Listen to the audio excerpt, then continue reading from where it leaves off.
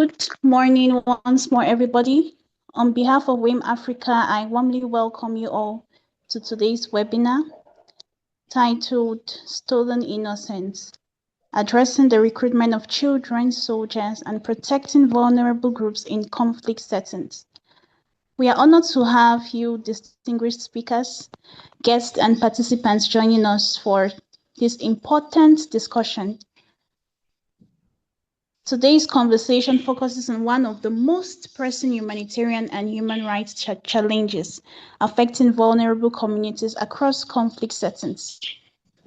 So, the recruitment and exploitation of children in armed conflict and the urgent need to strengthen protection mechanisms for vulnerable groups. Most of the times, children are meant to grow in safety, access education, and enjoy their rights free from violence and fear.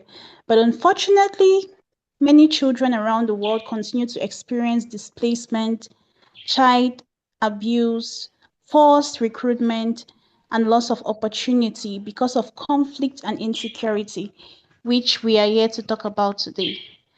So the webinar serves as a platform to raise awareness, encourage meaningful dialogue, and identify sustainable solutions that can help protect affected populations and restore hope to communities. So as we begin this session, I will encourage everyone to actively participate and engage respectfully. It's not a one-sided conversation. It involves every one of us here present today. So I would call on and I'll appreciate everyone's participation and engagement so we can get the best of it and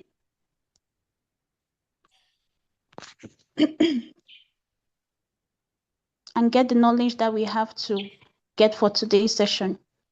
So at this point, I would like to introduce our first speaker, which is Mr. Jato Clifford Jitinui.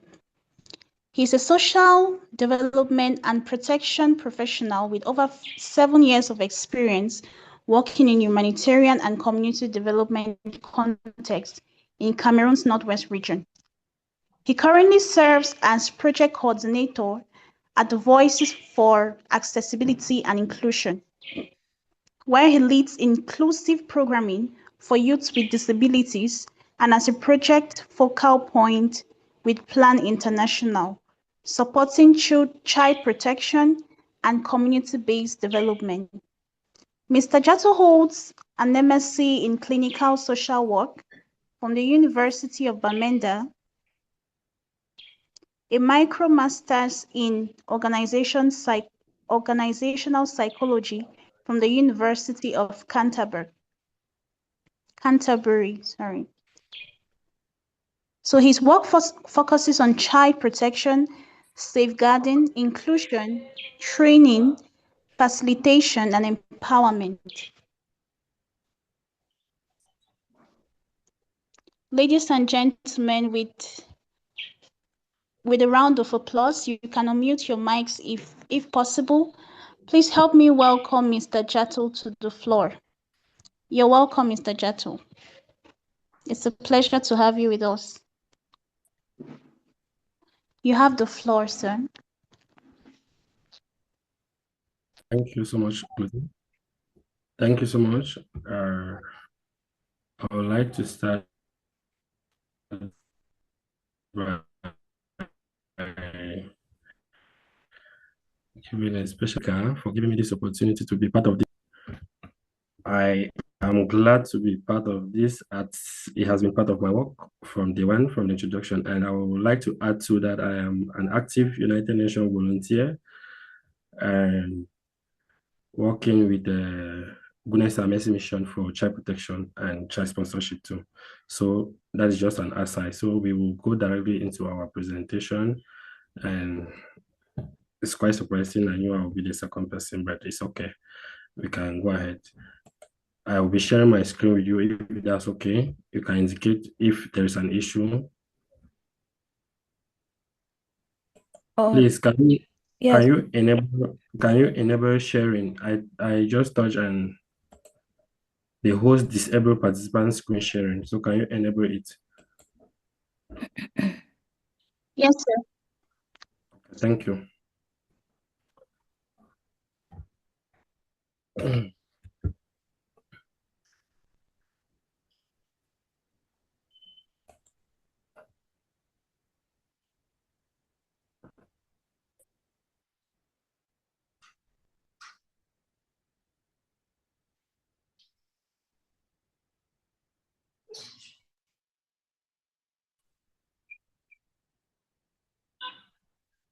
Mr. Clifford, do you have access? Can you share your screen? Okay.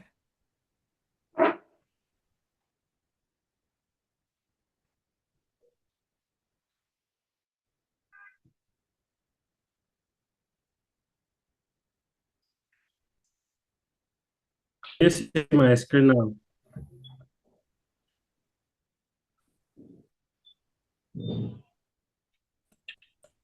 Hello, are we together? Yes, sir. I can see your screen. Okay, that's fine. Okay, Please, Can then we can everyone proceed. can everyone else indicate, perhaps with an emoji, if you can see Mr. Jato's screen to ensure we are on the same page?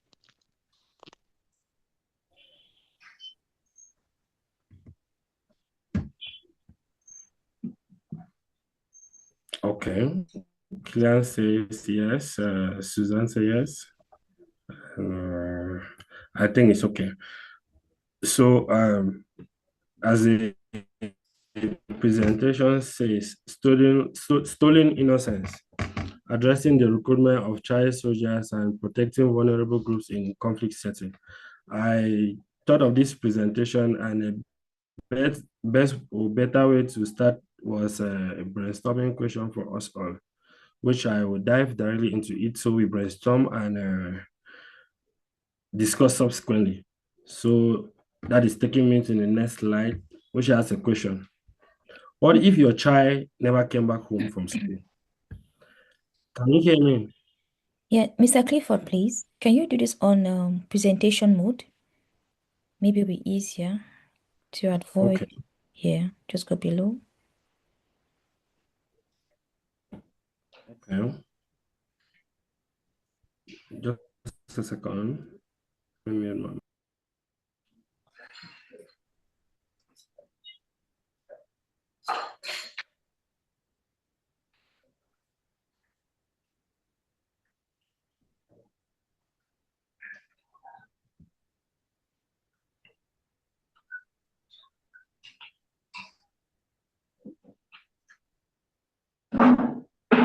Right. Mr. Clifford, you could go below your screen. Then if you see that icon, there's like a cup. You can click on it. That's a presentation view.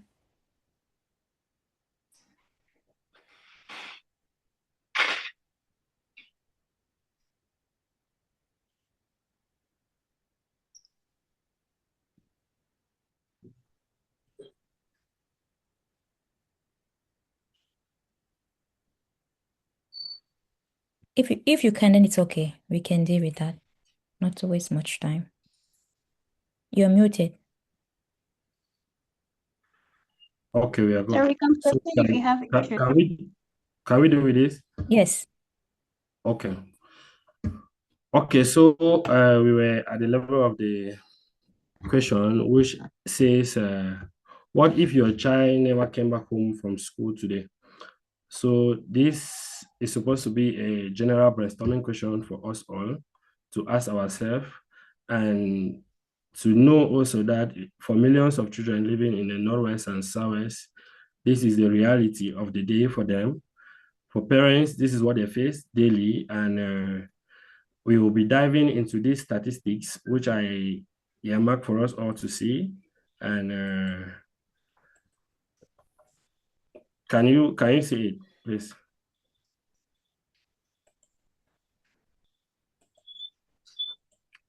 About 300,000 children use are being used as soldiers worldwide. I mean, 300,000 children. And 93 countries worldwide still recruit child soldiers. And the test part say 40% of these children are girls. It means 40% of the 300,000 children who are still being recruited as child soldiers are girls. And that will make us to ask ourselves a question: is there even a law that can protect this particular set of people? Is there a law that has been put in place that can protect them? And you'll be taking us to the next slide, which will be talking about the role of the law. And I said the law do exist. Yes, we have the laws. We are going to be seeing them in our next slide. We are going to be seeing a couple of laws like the CRC,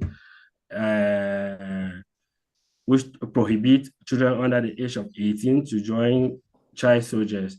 And the question, after seeing all these laws, the United Nations Convention for Rights of Children prohibit children under the age of 18 to be part of armed group, either forceful recruitment or willingly. They should not join under the age of 18. The Rome Statute also say recruiting a child under the age of 15 is a war crime. And thirdly, the Geneva Convention, which prohibits and protect children in war context. And finally, we have the African Charter. Which also prohibits, that's the African Charter, if you can see it, where it reinforces child's right and prohibits any participation of children in any war or crisis context. So yes, the answer is yes, we have the laws in place. We have all these laws in place, but do they work? Are they functional? Can we sit and comfortably say, okay, if a child in Bamenda or Boya join or is being forcefully recruited into armed group or has joined an armed group, we can use these laws to say, okay, force the perpetrators to say, okay, bring this child back, or use this law to enforce to bring them. That is a question I asked myself, and the answer was partially or completely no. The laws exist on purpose, but in reality, it is not really there. That is where I move to the next part of the presentation, which was talking about prevention. Since these laws are there, but are on purpose, what can we as CSOs, what can we as NGOs, what can we as the government do to make sure that these laws are in place? What can we as a community do? So you can see prevention starts in the community-based prevention, early warning mechanism. So we will be going directly to what we can do as CSOs, as NGOs, to make sure this particular set of children, these 300,000 children, are safe and protected. So I'll be going to the next slide. We have the 6 lines of defense. Are you with me? Are you getting me, please? Hello? Yes, sir, we can hear you. Okay, fine. So we have the 6 lines of defense, which you can see clearly here. Community-led prevention is our most powerful tool. So you have the 6 line of defense, and the first one is community watch. If we want to enforce the laws, if CSOs, if NGOs intend to enforce the laws, if the government and even the community leader intend to enforce the law, the first thing we need to do is involve locals. We need to train and spot locals who can identify those children who are being recruited as child soldiers, who are being used as child soldiers. This is the first part that we need to do. The community, the locals need to be our watchman. They need to be at the gate. And secondly, on the second point, we have family support. Imagine a family that is economically viable, that has what to eat, that has what to drink, and can live comfortably. In such a family, that you can go to school, and I don't think a child will be looking maybe under the age of 15 or 18 will be thinking of joining an app group or this. So it is also important for CSO, for the government, and us in general, INGOs and NGOs, to empower this particular set of people, to empower children, to empower families. If you empower families and they are economically viable, they'll be able to, the risks of joining these groups will reduce and the community will be safe for us all. And thirdly, we have safe spaces. I think we all know what is a safe space. A space where children can gather, talk, express their mind, play, learn, and interact with each other. We need spaces like this in the community at different levels. We need spaces like this where children can play, learn, and interact with each other. So if we have spaces like this in the community, I think the risk of children joining these armed groups will reduce. And fourthly, we have traditional leaders. We should never neglect the roles of our local leaders, of our traditional leaders. They play a great role in reducing the risks of children being recruited in armed groups. What can they do? They are the gatekeepers. They are those who we can pass through easily to contact those who are recruiting. We can use them and get that information and implement even our projects, our prevention and protection project. So they are the gatekeepers. And finally, no. Second but not the last, I think is Chi helpline. Here we are talking about a feedback mechanism, a way that children can report, or even a community in general can report without being afraid, without being targeted. So we have to have a safe line that in case this community, they are recruiting more children or child soldiers. Are you with me? It seems as if somebody is okay, fine. So I'm with you, sir. It seems your network was tripping.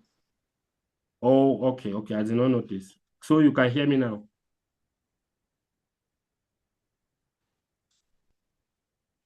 Can you Yes, hear we me can now? hear you now.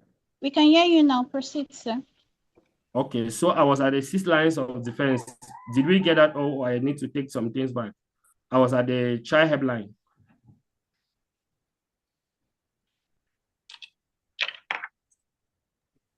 No, you can continue. Be good. Okay, thank you. So we need a safe number or a safe feedback mechanism in the community where that people can report, people can call and will not feel threatened, will not feel targeted, and they can report these cases of children being recruited as child soldiers and the rest. And regional networking, we need to network with our other regions to see how they manage issues like this so we can implement. So these are basically the 6 lines of defense to reduce the risks of children being recruited as child soldiers. So I'll be taking you to the next point, which before going there, I'll just ask a question, because as of now, as we speak, from the data, we have 300,000 children who are already being recruited as child soldiers. So the question we should be asking is, what are we doing now about those? What are we doing? And that is where we will go to our next part of the presentation, which is the road back. Taking these 300,000 children back, how can we win them back? And I earmarked 3 lines here for us: and rehabilitation, psychosocial support, and reintegration. So the first part here, you can see that we need to focus, as of now that we speak, we need to focus on their release, on their safety release, make sure that they are released, and also make sure that they receive the necessary medical care, psychosocial first aid, and prepare them safely to make sure that they are okay. And after doing all that, they need to heal. They need to go back to who they were before joining that. So what should we do? We need to do counseling, therapy. We need to do trauma counseling, group therapy, family reunification, and this. This is what we need to do. And after you have reunited them with their family, after you have given them that counseling and therapy, what next?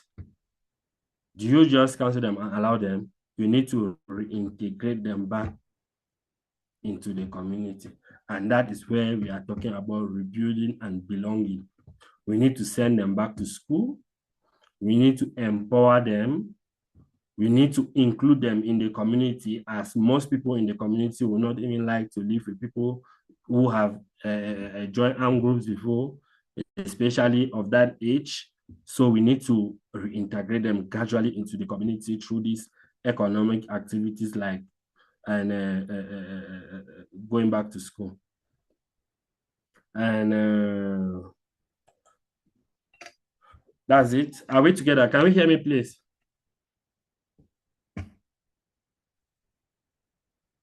I think I have no. Yes, we can. Yes, sir, I can hear you.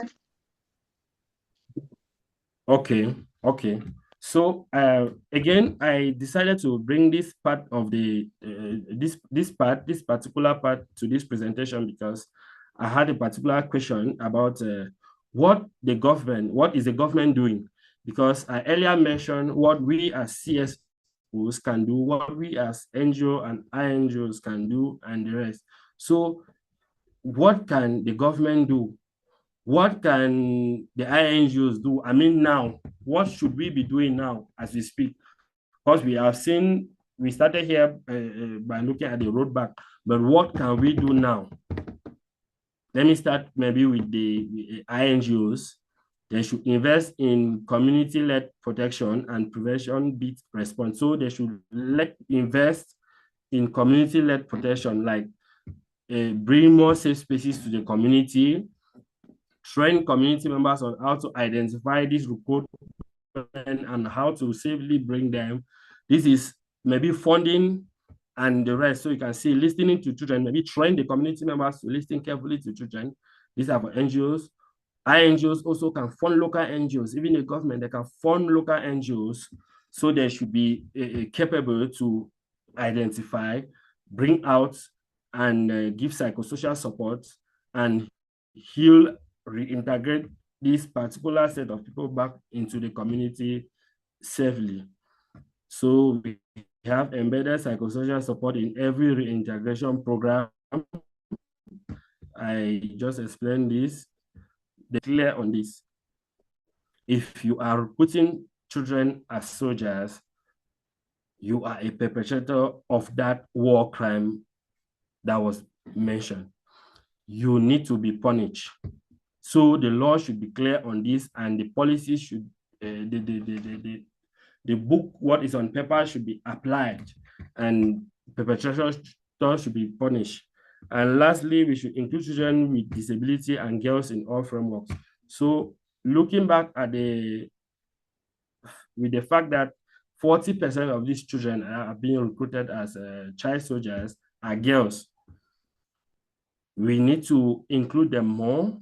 And also, we should not only be looking at them, the children who are being recruited, we should also be looking with people living with other vulnerability, like children living with disabilities and other young girls, to include them in protection and prevention programs. I think that is it. The last frame, we can all read that. Every child deserves a future. Protecting children is not charity. It is our shared human obligation. This is my presentation, and I am open for any question or contribution. Thank you very much, Mr. Jato. That was amazing. And I learned a lot, especially the part where you said creating safe spaces for children. There are cases where children, where they live, ironically, those places don't serve as safe places for them. You find some children telling perhaps their friends at home, their friends at school, complaining, I don't want to go back home. My father is this. Perhaps he's an abusive parent, always beating up his wife, and it affects the child psychologically. The child tends to grow up with psychological trauma, and it haunts that child all through their period of growth. So I would also say that parents have a great role to play. It's not just their environment, the school, but parents too. They have a great role to play in ensuring that children have a safe place. Thank you very much. Thank you too. Thank you too. So any